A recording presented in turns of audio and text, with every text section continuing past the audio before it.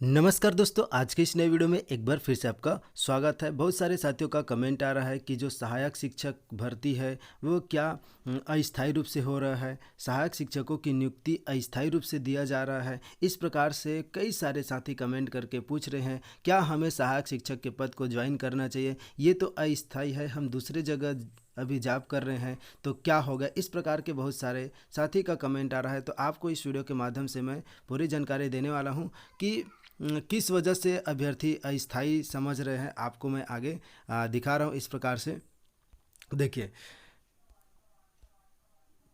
पहले मैं आप लोगों को दिखाता हूँ जो आदेश मिला हुआ है उसमें क्या लिखा हुआ है। इस प्रकार से देखिए, इस प्रकार से आदेश लिखा गया है कि आ, जो छत्तीसगढ़ शासन स्कूल शिक्षा विभाग मंत्रालय महानदी भवन अटल नगर रायपुर के पत्र क्रमांक के अनुसार इस प्रकार से ये लेटर आपको मिला होगा। उसमें इस प्रकार लिखा हुआ होगा, देखिए कि विज्ञापित पदों हेतु छत्तीसगढ़ व्यापन द्वारा जारी परीक्षा परिणाम की वरीयता के आधार पर दस्तावेज सत्यापन किया गया। उसके पश्चात सत्यापन उपरांत सहायक शिक्षक के पद पर अभ्यर्थी द्वारा कार्यभार ग्रहण करने के दिनांक से अस्थायी रूप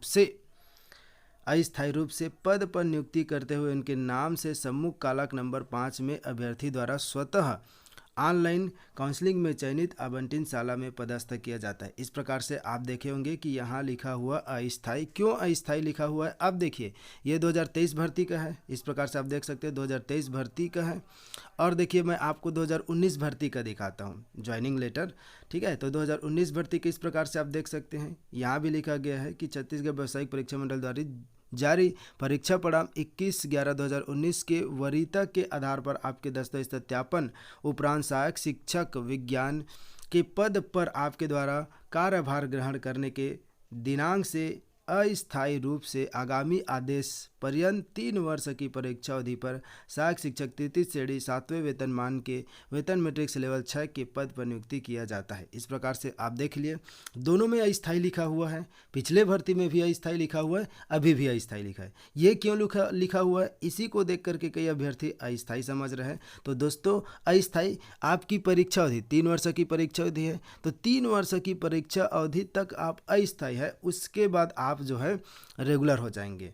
ठीक है, इस प्रकार देखिए, एक और बात है, इस वजह से भी लोगों को डाउट हो रहा है क्योंकि जो अ, ये ये जो लिखा हुआ है, उपरोक्त चयनित व्यक्ति की सेवाएं किसी भी समय पर एक पक्ष द्वारा 1 माह का नोटिस देकर या उसके एवज में 1 माह का वेतन। ये देखिए, ये 2019 भर्ती में भी लिखा हुआ है। ये देखिए, ये 2019 भर्ती का, ठीक है, 2021 में ज्वाइनिंग हुआ था, तो 2021 भर्ती में ये सभी में लिखा होता है कि यह नियुक्ति अभ्यर्थी द्वारा, ठीक है, उनको 1 वर्ष की परीक्षा अवधि पर लिख लिया रखा जाता है। और साथ ही साथ आपको दिखा दूं कि ये जो आदेश, ये इस प्रकार से उपरोक्त आदेश माननीय छत्तीसगढ़ उच्च न्यायालय बिलासपुर में लंबित याचिका WPS, ठीक है, ये जो हाई कोर्ट के अधीन जो कोर्ट केस लगा हुआ है उसके है। ठीक है, तो इस प्रकार के सभी भर्ती में जो केस लगा रहता है उसके अकॉर्डिंग लिखा रहता है। आगे जो भी निर्णय लिया जाता है उसके अनुसार कार्यवाही होता है।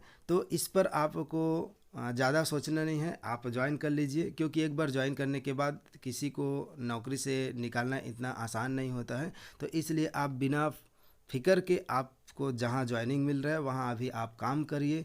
जो भी कोर्ट केस का आदेश आता है उसके ऊपर आगे की कार्यवाही की जाएगी। तो इस पर आपको ज़्यादा सोचना नहीं है। आपकी पोस्ट अस्थायी है, कितने वर्ष के लिए, ठीक है, ये जो है परीक्षा अवधि तक के लिए, ठीक है, परीक्षा अवधि तक के लिए अस्थायी है। इसमें पूरा परमानेंट अस्थायी है ऐसा नहीं है कि परीक्षा अवधि तक, जैसे परीक्षा अवधि समाप्त हो जाएगा आप जो है रेगुलर हो जाएंगे। आप पोस्ट रेगुलर है, ठीक है, परीक्षा अवधि के कारण अस्थायी लिखा हुआ है।